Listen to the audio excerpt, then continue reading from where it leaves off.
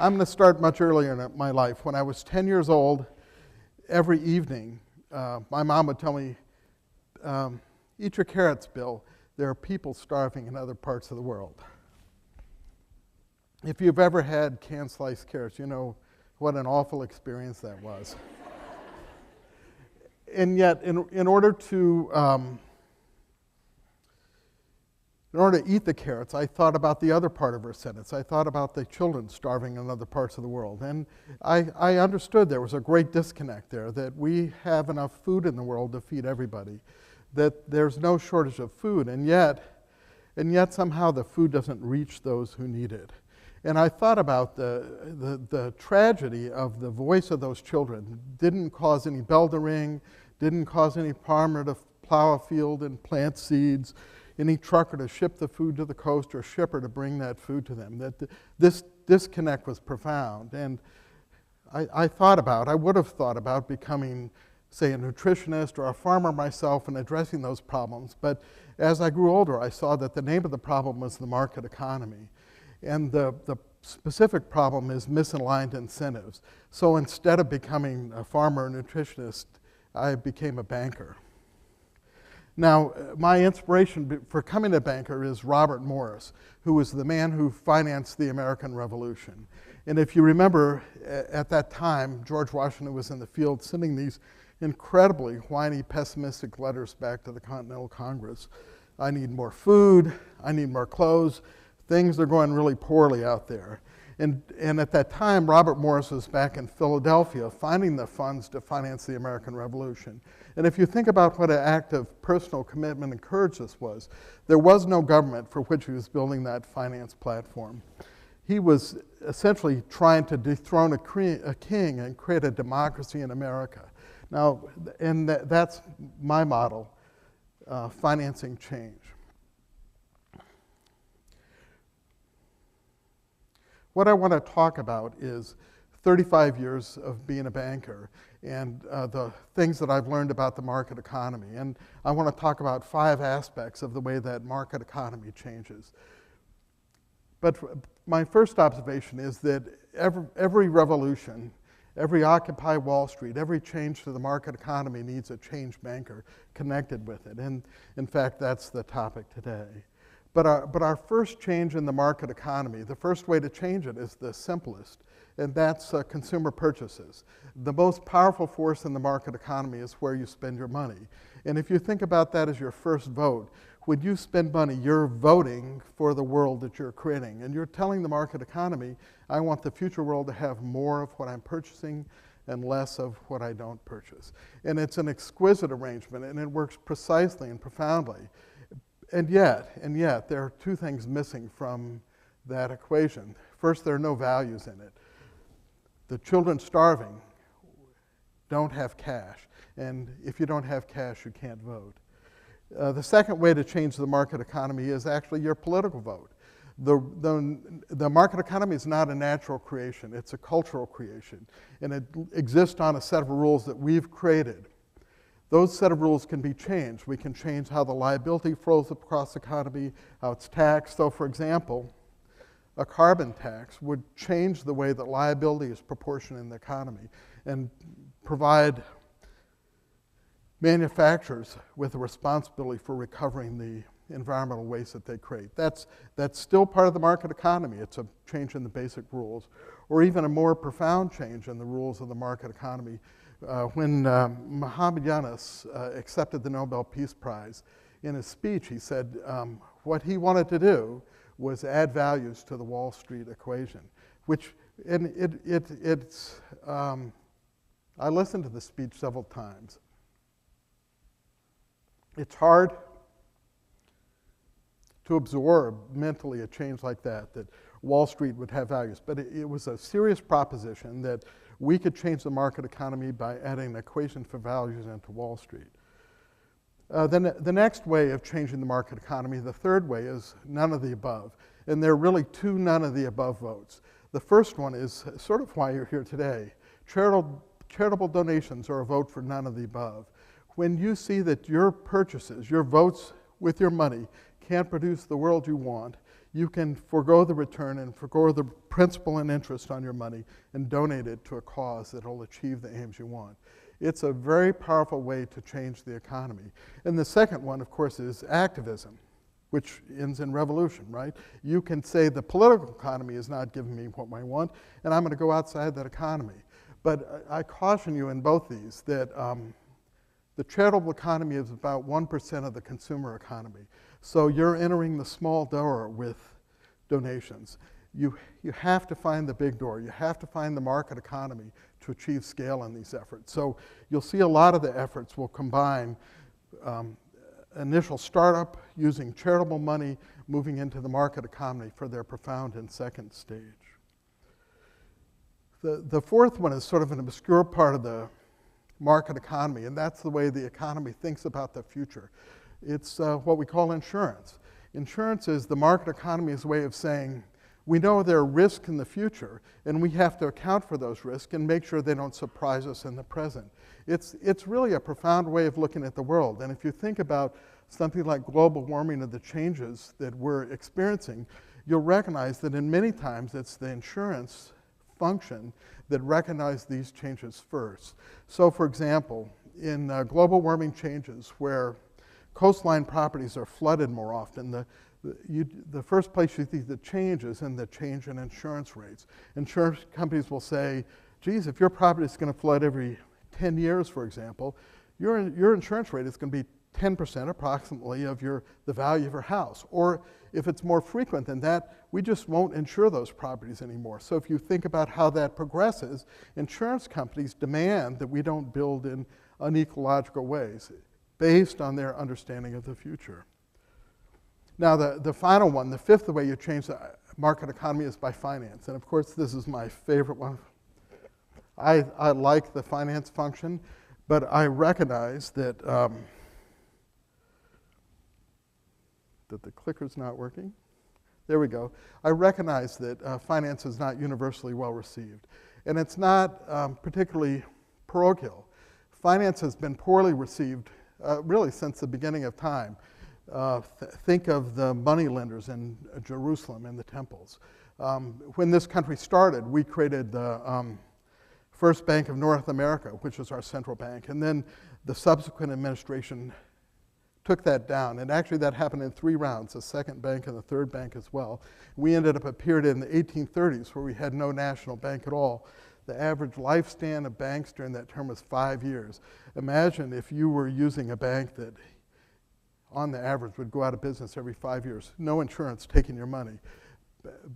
Banking's a dangerous topic, but profound in its impact on the economy. Think about your relationships to banks.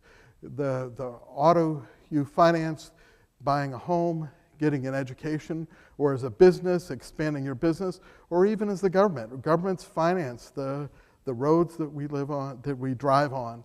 Finance is a huge part of the economy, and there's inside our society this the practical side, Alexander Hamilton, versus the ideal side, Thomas Jefferson, constantly fighting about how banking should take place. But obviously I'm a Hamiltonian, and I think of bankers as gatekeepers. And the true function of credit in the economy is we have assets that we've created in the past that have created surplus. That surplus has to move into the future to build the world we want to see. As an individual, you might experience it as having savings or having investments, and you find someone that chooses those paths that lead to the future. That's a gate. In that gate sits a banker. The bankers get to decide what the future of the world looks like by financing those options. It's a really profound role. And I'll pick one example of FHA, which sets the secondary market mortgage standards, the standards by which most lenders make mortgage loans. And when we started in this business, one of the standards is that every single house had to have a fossil fuel energy source, coal, oil, electricity. And if you wanted to build a solar house, you could, and we would finance that, but you had to have a fossil fuel source of energy inside that house. So that means that for that period of time where that rule's in effect, it meant that solar always cost more than fossil fuel because you had to build the fossil fuel at the same time. Now, I won't say our institution changed that rule, but we saw that it didn't make sense in the economy, and we started financing our houses. We couldn't sell the loans on the secondary market. We started financing them with single source alternative energy. Now, the cool thing about the market, the wonderful thing about the market is when it sees an opportunity, when it sees someone doing something that not is better, but they can make money on, the market changes, and the market came to that position. So now you don't have to have a single fossil fuel source of energy in your home. Again, a fairly profound rule for bankers. And I'll go back to 1979 when we started alternatives. The idea behind alternatives was a really simple proposition. We'd set up a cooperative, a credit union, and we'd make an invitation to people in the community. Barbara was one of the first, as Angela said, and said, give us your deposits. Give us your deposits and we'll find local businesses to invest it in. And it was a simple proposition that went quite well. And we found actually, in some ways, a little too well. After a few years, we found that the number of deposits we had greatly exceeded the number of eligible credits for businesses that we could finance. And we were sort of in the March of Dimes situation where we had exceeded our capacity to serve the clients we originally set out to serve and started looking for, now, what's our true mission in the community? And one of the potential missions that pretty much every credit union does is auto financing. And we thought about that as a future. It's a nice short-term loan. They're good credits. They're always around. But yet I thought about lying on my deathbed and thinking back and saying, in my life, I saved somebody 5 basis points on their SUV.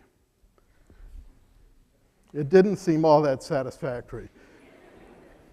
So we looked at creating a different model for a financial institution and looked at where's there a large underserved market, a misaligned incentive that we can serve well. And what we found is that about 30% of the people in this economy are unbanked, underbanked, low income. And there's a huge market opportunity. In general, they're served by very expensive services. It represents a huge gap. In other words, we could serve that market and still make money. And we began to set about to understand that market. And there we go.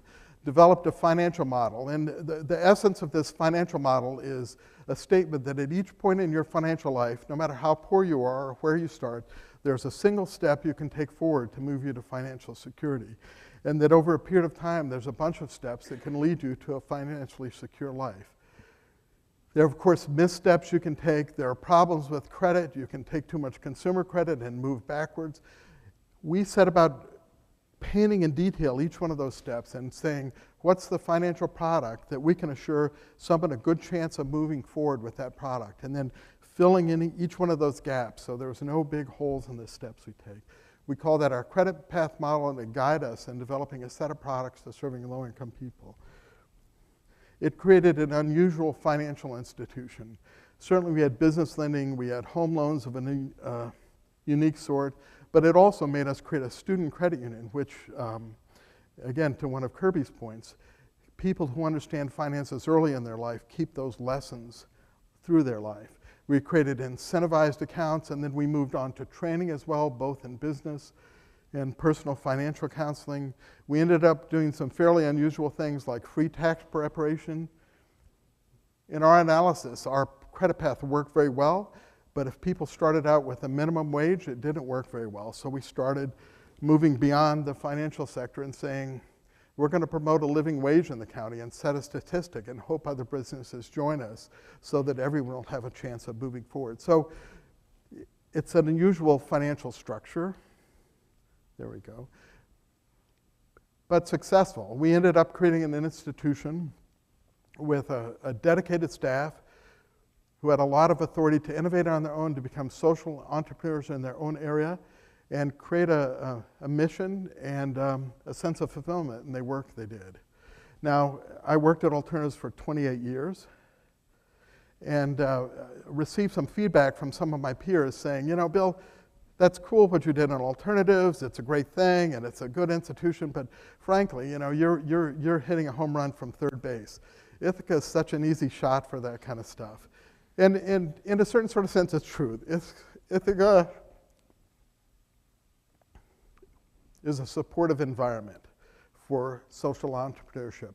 On the other hand, it's difficult to move social entrepreneurship to scale. But I thought about, what do I want to do next? And I, as Angela said, I moved around a little bit, but finally took the stab at moving into the bureaucracy itself, into a .gov job. My job right now is to bring these set of skills to about 4,500 credit unions in the country, to look at their business plans, to look at their failures and successes, and try to create models of community development, try to inspire those institutions to create their own community successes. I found inside the bureaucracy, there are always people willing to work for mission. There are people that are willing to work towards creating a better world. And in fact, it's not so difficult even inside a bureaucracy to find that kind of rewarding work. So I would say in conclusion, first of all, I'm not trying to encourage people to become bankers. I'm trying to say that there's room for social entrepreneurship in any field you're in, that it's important to hear your own voice, to live your own values, and to imagine a world you want to live in and try to create it. But I have two postscripts. First, sort of apology. First, to my mom, saying that, in fact, she gave us lots of great meals without canned sliced carrots. And then secondly, to carrots themselves. Organic, fresh, farmers markets carrots, you couldn't do better. Thank you very much.